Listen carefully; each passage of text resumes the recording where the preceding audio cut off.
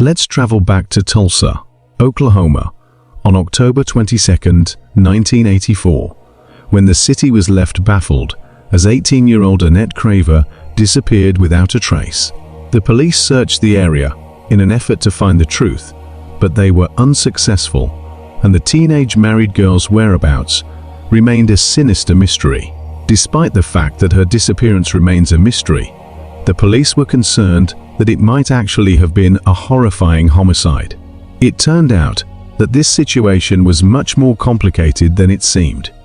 In the long run for justice, a man was found at the center of it all, and for an incredible 54 years, his perverted viewpoint would prevail over the pursuit of justice before justice finally prevailed. What might have happened to Annette, a young, beautiful teenage girl? Why did it take so long to solve the mystery of this chilling case? Who was this maniac that took her away? Tulsa, a city in Oklahoma, is captivating with a distinctive fusion of tradition and modernity. This city, which is tucked away in the middle of America, offers a vibrant way of life that is enriched by its varied cultural scene. Tulsa is renowned for its exquisite architecture, well-preserved art installations, vibrant performing arts community, and succulent barbecue restaurants. The city is also well known for its long history of oil production and for being the birthplace of the famous Route 66.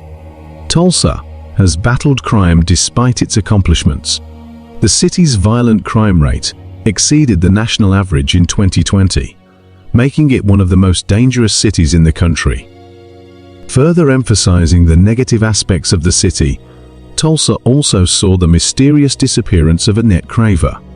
Annette Michelle Craver was born on December 7, 1965, in Houston, Texas, but little is known about her early life. In 1979, when her father tragically died in a car accident, things took a significant turn. The heartbreaking incident had a negative impact on Annette's emotional health. Annette's mother, Mary Rose, observed a noticeable shift in her daughter's behavior, noting that she became more reclusive and frequently turned to solitude for comfort. Annette was by herself a lot of the time. She was constantly creating art and writing poetry. She would also occasionally pick up a guitar. Mary was aware, deep down, that her cherished daughter had been experiencing great hardships as a result of her father's passing. A significant event took place on September 8, 1981, when Mary organized a yard sale in Houston to sell her late husband's possessions. 15-year-old Annette actively helped her mother sell off her father's possessions. Despite her lack of expression, it was clear that Annette had not yet recovered from the devastating loss of her father. Mary worried about Annette's isolation and loneliness, but she was unaware that Annette wasn't actually feeling lonely. Unknown to Mary, Annette had been involved with a charming man who had a sizable age difference. In addition to being older than Annette, the man was even older than Annette's mother. Mary's first encounter with Annette's friend, 40-year-old Felix Vail, occurred at the yard sale. Mary didn't suspect anything and never entertained the thought that there might be more going on. As Felix approached Annette to talk, Mary noticed the obvious age gap. Mary struggled with the burden of financial difficulties following the death of her husband. After finding it difficult to find employment in Houston, she considered moving away in search of work and better opportunities to give her daughter a better life. Mary overcame a number of obstacles and was rewarded for her perseverance when she received a job offer in Oklahoma. But there was still a lot to worry about. Annette, who had already missed 2 academic years, was about to receive her high school diploma. Mary was aware that her daughter's academic progress might be jeopardized by a sudden move to another state. When faced with this decision, Mary went with her plan of action. She asked a friend for help in taking care of Annette while she relocated to Oklahoma in search of employment. Although the plan seemed good at first, it soon started to fall apart for Mary. As time went on, a growing worry became apparent. The bond between Annette and Felix appeared to have grown stronger while she was away. As she watched the 40-year-old man become more involved in her daughter's life, Mary couldn't help but feel uneasy. This was a circumstance that greatly disturbed her. After Annette graduated from high school, Mary was able to buy a new home thanks to her diligent saving. She registered the house under both of their names, with the hope of reuniting their lives and living together once again. Mary's thoughts of a long-awaited reunion were dashed after she learned that Annette had left when she got back to Houston. Mary discovered that after Annette graduated high school, Felix immediately suggested a road trip to her. Captivated by his charm, she happily accepted his offer. Over the course of 1983, Mary did occasionally get letters from Annette, each coming from a different place. Then one day, a call from her daughter, who was at the time living in California, arrived. Hearing from Annette gave Mary a rush of happiness, but the conversation quickly became concerning. Annette, who was only 17 years old at the time, asked her mother for permission before she married Felix Vail. Annette seemed to have already made up her mind, despite Mary telling her daughter it would be a mistake to marry Felix, advising her to wait until she was at least 18 years old.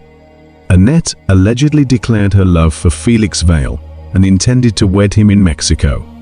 Mary struggled with a difficult decision, knowing that she might lose her daughter, who was very involved with Felix. She was aware that refusing a daughter she hadn't seen in a while could have its own effects. She consequently gave the marriage her approval with a heavy heart, believing her daughter to have good judgment, and not realizing Felix was a bad man. But the perfect married life Annette had pictured would soon start to fall apart.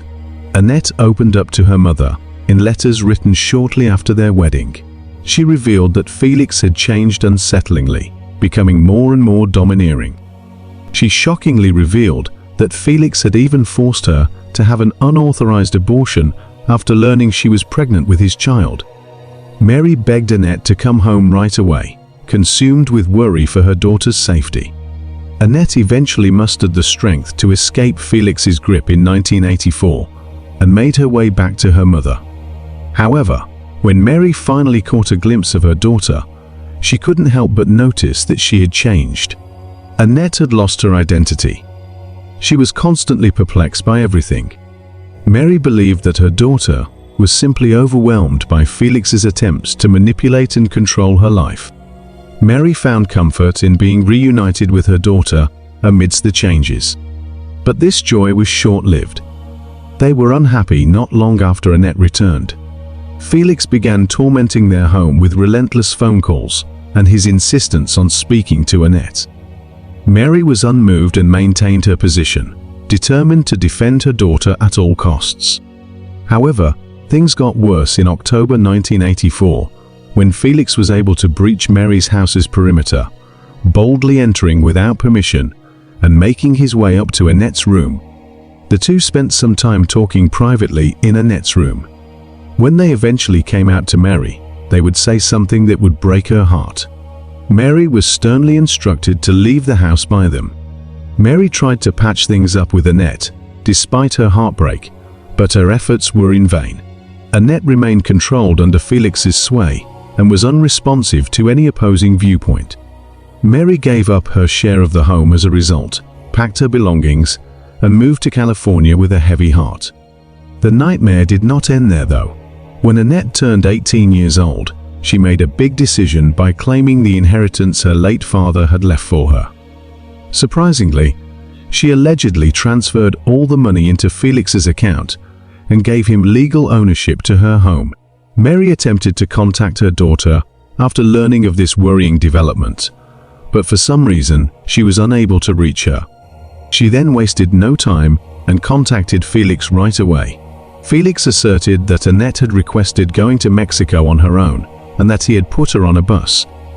On October 22, 1984, Mary immediately called the police and reported her daughter missing.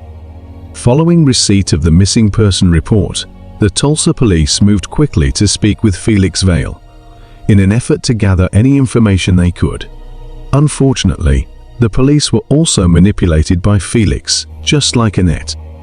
Mary had a strong hunch that Felix was concealing the truth and had a significant role in Annette's disappearance. Despite her convictions, the police were persuaded by Felix's remarks and gave up looking for Annette Craver. Felix was successful in persuading the authorities that Annette had left alone, on her own volition. Mary was left feeling helpless and clinging to the steadfast hope that her daughter would one day return after being repeatedly ignored by law enforcement regarding her daughter's disappearance. She sat by the phone for years, hoping Annette would call to say hi on special occasions, like her birthday and Mother's Day, but sadly, nothing ever happened. By 1991, a startling 7 years had passed without a significant development in the search for Annette Craver. Mary wrote hundreds of letters in an effort to contact the police, but neither they nor the FBI were interested in getting back to her. Even Felix didn't respond to the letter she sent him. Mary had the sobering insight that depending on others would be fruitless. She made the decision to conduct an independent investigation due to her tenacity. Mary initially tried to learn more about Felix using the developing internet's resources, because she was convinced he held the key to Annette's disappearance. However, there wasn't a lot of online information available in the 1990s. Mary's unwavering diligence allowed her to track down a single but crucial lead, which was Sue Jordan, Felix's sister. Mary traveled halfway across the country to meet her, spurred on by hope and the potential for learning crucial information. Mary was informed by Sue Jordan that Felix had a wife who had drowned. With the help of this promising information, Mary was able to locate Mary Horton Vail's family in Louisiana in 1993. Mary Horton Vail was Felix's first wife. Her efforts paid off when she was able to track down Mary Horton's brother, Will Horton, who had only been 15 when his sister tragically drowned in the Calcasieu River. Will Horton described his sister with a warm heart during Mary's encounter with him. He said, "My sister was so very special, so thoughtful and kind." He spoke of her with fondness. Felix Vail, his brother-in-law, was not accorded the same sentiment though. Will Horton revealed that his family had a clear grudge against Felix. Mary Elizabeth Horton Vail's ancestry can be found in Louisiana, where she was born on February 16, 1940. She assumed the position of editor for the school newspaper. She was also named the Eunice High School Homecoming Queen. When she was attending McNeese State College in 1960, to further her education, her path crossed with Felix's. Amazingly, the two exchanged wedding vows just 6 months after they first met. In 1961, their union produced a child. Bill Vail, their son, was welcomed into the world by Mary. Felix, however, acted otherwise. With the birth of their child, Felix's attitude changed noticeably. He began to treat his first wife with a controlling attitude, much like he did with Annette later. He even threatened her, telling her what would happen if she got pregnant again. Mary Elizabeth Horton Vail became pregnant once more the following year, despite Felix's warning. Felix was enraged by the news, driving her to seek safety from his fury. She and her son Bill fled to her mother's house out of fear of his wrath. Mary Horton considered divorcing Felix, but her mother advised her to go back and try to make amends with him. Mary's life tragically ended before they could settle anything. On October 28, 1962, Mary Horton and Felix Vail went fishing along the Calcasieu River. In an unfortunate turn of events, Mary drowned to death. Felix described what happened when he was questioned by the police. According to him, Mary allegedly drowned after she unintentionally fell off the boat. The Horton family, however, remained dubious of this account and found it difficult to believe. Felix quickly rose as a top suspect in the investigation, as a result of the murky circumstances surrounding Mary's drowning. She was found dead in a place that was unsuitable for fishing. After being found 2 days later, her body underwent an autopsy, which turned up red flags. Mary had bruises on her neck, right calf, and left leg, which suggested that she may have fought before being forced into the water. Authorities discovered a scarf that had been wrapped around her neck and put in her mouth, suggesting traumatic asphyxia, a type of suffocation. This discovery provided additional damning evidence. The detectives were confident Felix was the murderer in light of the mounting evidence, but the coroner had a completely different take. He thought the evidence was insufficient to convict Felix. Felix also vehemently denied being guilty. He was released in January 1963 after a Caucasieu parish grand jury declined to indict him. At the time, Mary Horton's family was devastated and felt cheated by Felix's release. Mary Rose, Annette's mother, was more enraged by what she had heard as Will Horton broke down, relaying this tragic information. Will described how the loss of his sister devastated their mother and left a void in his heart that would never be filled. At that point, Mary Rose's pursuit of justice included a steadfast search for justice on behalf of Will's sister, Mary Horton, in addition to her daughter. Though, before the two women could receive justice and the police could be fully involved, Mary Rose understood the need for more concrete evidence than just statements. Thankfully, she was no longer fighting for justice by herself. Will Horton tells Mary that since 1975, he has been getting calls from people asking about a girl who vanished in Sulphur, Louisiana in 1973. The fact that the girl in question was Sharon Hensley, Felix's ex-girlfriend after Mary Horton, added to the unsettling nature of the situation. Sharon Hensley's mother called for years to inquire as to whether Sharon had been seen. Mary Rose began a new journey in her search for knowledge. She soon understood that her daughter was not Felix's only victim. In 1994, she made her way to Bismarck, North Dakota, to meet with Sharon Hensley's brother Brian. Brian characterized his sister as independent. In the summer of 1970, Sharon Hensley, who was born on December 20, 1948, left her home in Bismarck, North Dakota. She aimed to welcome a new beginning in her life as she joined other free-spirited people who are forging their journey in the wake of the renowned Summer of Love. Sharon Hensley's ultimate destination was San Francisco. She was able to accomplish her objective, but the reality that met her was a far cry from the idyllic life she had imagined in her North Dakota sanctuary. Her path instead took her to Felix Vail. Felix, at that time, adopted an unconventional lifestyle and embraced a nomadic existence after the death of his first wife.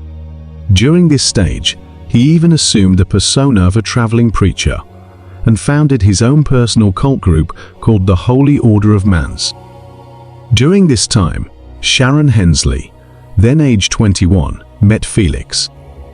In 1972, 2 years after leaving, Sharon visited her parents' house in Bismarck with her new boyfriend, Felix Vail.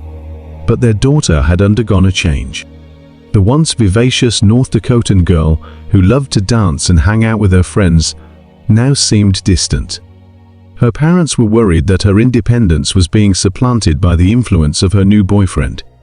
Her parents were uncomfortable after the meeting, but Sharon, who was an adult, decided to leave with Felix.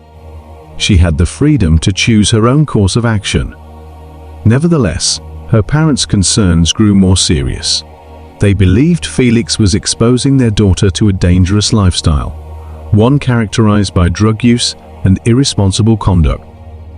But not even they could have predicted what lay in store for the future. In a short period of time, Sharon joined Felix's cult group and interacted with them. Her involvement, though, came at the same time as the dramatic change in their relationship. At the time, Felix's drug use increased and his behavior changed, becoming more violent and domineering. During those times, Sharon's family thought she was with him out of fear. She had no idea how to escape the predicament. Along with Felix, Sharon was about to travel to South America. But before beginning this journey, she called her mother one last time to say goodbye. Her mother sensed something was wrong, though she couldn't quite put her finger on what it was. Her maternal instincts were spot on, because after that final communication, Sharon stopped calling or writing. She disappeared with no trace. In a letter to Sharon's family in 1973, Felix claimed that he had last seen Sharon in Key West. His story was that she had left him and gone sailing around the world with an Australian couple. The Hensley family, however, had skepticism about everything Felix said, as was a common theme in all of these cases. In February 1973, Sharon's family reported her missing, but regrettably, the police did nothing for a full year. A dated newspaper report filled the gap, even though there were immediate investigations or initial police support. The story from the old newspaper caught Brian Hensley's attention. The news report from 1970 mentioned Sharon and Felix's arrest. According to the report, a young boy of about 8 years old showed up at the police station and asked for help to go back home. Bill Vail, the son of Mary Horton and Felix Vail, was revealed to be the child. Bill, an 8-year-old boy, went to the police station without shoes or socks and complained that his father was forcing him to smoke marijuana and that he wanted to return home. The Horton family was unaware that Felix had taken Bill with him when he left for California, following Mary Horton's passing. Bill was compelled to follow his troubled father wherever he went from that point on. Additionally, the police discovered that Bill had a history of violence. The police also discovered that Bill had experienced abuse during this time, before escaping and making his way to the police station. Felix and Sharon were detained for endangering a child. However, it is unknown how the two managed to escape the police custody. When Mary Rose heard about all of these things from Sharon's brother, she made the decision to meet Bill Vail. She thought Bill might be a source of vital information because he had valuable knowledge about where Felix was. With this goal in mind, Mary set out for Kansas to meet with Bill and his family. Mary Rose said Bill was very honest. He treated her with a lot of kindness and sympathy. Mary observed that despite being a good man, he was terrified of his father. Bill was initially apprehensive to share much information for fear that doing so might unintentionally bring Felix closer to his own wife and kids. But his desire to help Mary and obtain justice for his mother won. Bill made the decision to seize this opportunity after realizing its importance. He gathered the courage to divulge the dark secrets that might support Mary's claims. Bill described an important event that happened in 1970, just before he fled and arrived at the police station. He had unintentionally overheard his father, Felix, and Sharon talking to each other. Bill claimed that Felix admitted to Sharon that he had killed Mary Horton, his mother. Bill sought refuge with his grandparents after Sharon and Felix were detained in 1970, which resulted in a significant change in his life. Despite this alteration, he continued to be afraid of his father, especially since he was required to testify against him in court throughout the trials. This fear of his father's return increased his anxiety, and tragically, Felix did return in 1975. Felix arrived at Bill's grandparents' house and asked to see his son. The fact that Sharon was no longer with Felix added to Bill's fear, which was already strong. When Bill inquired about Sharon, Felix responded that Sharon would never bother anyone again. Bill, who was only 13 years old, understood what he meant, but he had no way to put that knowledge to use. At the time, he was unable to speak to anyone about his father's sinister behavior. Bill struggled with the worry that if he shared these revelations, Felix might hurt his family. His desire for justice, however, was stronger. Sadly, Bill's battle with cancer claimed his life in 2009, preventing him from seeing his mother's justice served. Bill, however, made sure to meticulously document his account of Felix's confession before he passed away. He asked the local preacher to write down his story so that the truth would be preserved for future generations. After a while, Mary Rose felt she had something important enough to ask the FBI to reopen the case.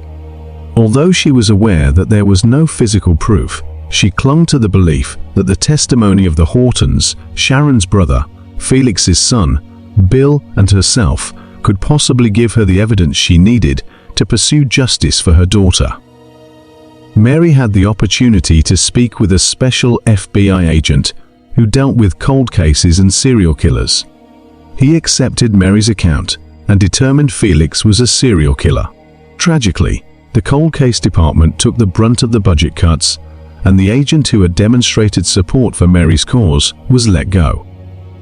Due to this unfortunate turn of events, Mary's quest for justice had no way to be furthered. She awoke to find herself exactly where she had started. Mary felt guilty for having inspired all the families to pursue justice. The families who trusted her, though, knew she wouldn't give up. Even though the conversation fizzled, Mary kept looking for someone to assess their situation. She simply felt a strong desire to put Felix behind bars. Over the course of nearly 30 years, Mary had been gradually worn down as a result of her resolve to fight for justice. While listening to the radio in June 2011, Mary heard about a detective who had solved 8 murder cases involving the infamous burning Mississippi murders, which were carried out by the Ku Klux Klan. Before he cracked them, these cases had remained unsolved for 50 years. The knowledge of this gave Mary the additional push she required. Mary immediately set out on a quest to find the investigator's contact information. Fortunately, she was able to find his phone number. Jerry Mitchell, a resident of Mississippi, was this person. Mary informed Jerry Mitchell about the cases and soon learned that Felix Vail had moved to Mississippi. As a result of this realization, Mary was faced with a decision she had to make. Mary Rose and Jerry Mitchell traveled through Mississippi in 2011 in order to reach the crucial spot where the criminal was. They arrived at a remote and desolate trailer park. Jerry wondered if Felix was watching them as they highlighted from their vehicle, but Mary didn't seem to care. She merely wished to put an end to Felix Vail's chapter. They noticed a broken window as they neared the trailer house. Mary crept through the window to enter the room in search of the truth, without thinking twice about the danger. Jerry couldn't believe his eyes when she started throwing out machetes a short while later. Mary Rose and Jerry saw someone rushing in their direction as they looked around the house. But it wasn't Felix Vail, rather, it was K.A. Faulkner, his sister, who appeared to be upset at their sudden intrusion. However, when Kay found out why Mary and Jerry were there, her initial anger at their unforeseen presence quickly subsided. When Kay Faulkner was spoken to, she admitted that she thought her brother had murdered those women. Only one day into the investigation, Jerry Mitchell recognized the quick progress made and seized the opportunity. He started by speaking right away with Mary Rose, the Hensleys, and the Hortons. As a result of these testimonies from the victim's family, in 2015, the book titled Gone was published. This book painstakingly documented the family's experiences. It received numerous awards and a great deal of immediate acclaim. The FBI became aware of this book, and after carefully considering all the relevant information, they decided to reopen the investigation. Mary, who had struggled for a long time, at last felt true happiness. Mary Horton's case was given priority by the FBI after a careful review of all the information that was available, primarily because her death had been officially declared, unlike that of Sharon and Annette, whose bodies had never been found. The problem was that this case had been going on for more than 50 years, which had led to reports and data being lost over time. The FBI persisted in their search for a district attorney who would be willing to take on this challenging old case, and they eventually found the right candidate, Hugh Holland. After reviewing the case, Hugh Holland didn't waste any time in sending out a squad to raid Felix's house. Authorities discovered Felix Vail's nearly 2,500-page journal. They learned from reading the journals that Felix made a conscious effort to dominate every woman in his life, frequently using physical force. Felix wrote about how he even enjoyed drinking raw blood in the journals, but there was nothing pertaining to the killings. Since Mary Horton drowned in the Cocossia River in 1962, Holland and his team decided to find someone who might have any information regarding the incident. Surprisingly, they discovered a man named Ike Abshire, who was 90 years old. Felix Vail and Ike Abshire shared a room when Felix Vail lived in Lake Charles. Ironically, Ike's father had a lot of boats and was a member of the search team that the sheriff's office hired to look for Mary Horton's body. Ike was on board in his father's boat when Mary's body was found. As they were talking during their meeting, Ike Abshire, who was in a wheelchair, handed Hugh Holland an envelope with the word "keep" written on it. When Holland opened the envelope, he took 2 pictures out, and they turned out to be pictures of Mary Horton's body on the day it was discovered, showing severe bruising and wounds. When Holland finally came to the realization, he grabbed the photos and started his examination. Holland was working on the case in his office when a pathologist happened to walk by. "Who murdered her?" the pathologist said as he bowed down to look at the pictures. That was sufficient evidence and confirmation for Holland to declare Mary Horton's case to be a homicide. Now armed with sufficient proof and strong evidence, Holland quickly filed charges against 76-year-old Felix Vail for the murder of his first wife, Mary Horton. In a fitting turn of events, Louisiana, the very location where the case had started, became the location where it finally came to an end. 2014 served as the year of judgment when Felix Vail was captured and taken into custody. The disappearances of Sharon and Annette were also brought up during the trial. After all, Felix Vail was the last person to see them both. Holland asked Ike Abshire to testify because he understood how important his testimony was to the case, and that it will be the most important piece of evidence used throughout the entire trial. Ike Abshire died at his home on May 17, 2014, from old age, nearly 3 months after giving his testimony. However, during the court proceedings, his testimony proved to be the deciding factor that all doubts were dispelled. The jury only needed about 10 minutes to reach a conclusion. Felix Vail received a life sentence after being found guilty. When Felix was found guilty, Mary Rose, Brian Hensley, and Will Horton, who were among the audience, breathed a sigh of relief. Mary and Brian were relieved that Felix was held accountable for his actions, finally receiving the punishment he deserved, even though his involvement in Annette's and Sharon's disappearance could not be proved. Brian Hensley was finally able to hold a memorial for his sister after the verdict. It makes no difference to the victim's family whether Felix was found guilty of killing just Mary Horton or all 3 women. What matters is that he would spend the rest of his life behind bars. After Felix was taken into custody, justice was served, and Mary Rose's tenacious pursuit was rewarded. However, the emotional scar on her heart never fully healed, serving as a constant reminder of the agonizing pain she had experienced. Writing letters as if they were meant for Annette to read helped Mary cope with her lingering guilt over abandoning her daughter because of work, and she did so in the hopes that one day she would be able to move past it and eventually forgive herself. What do you think about this case? Share your thoughts with us in the comments.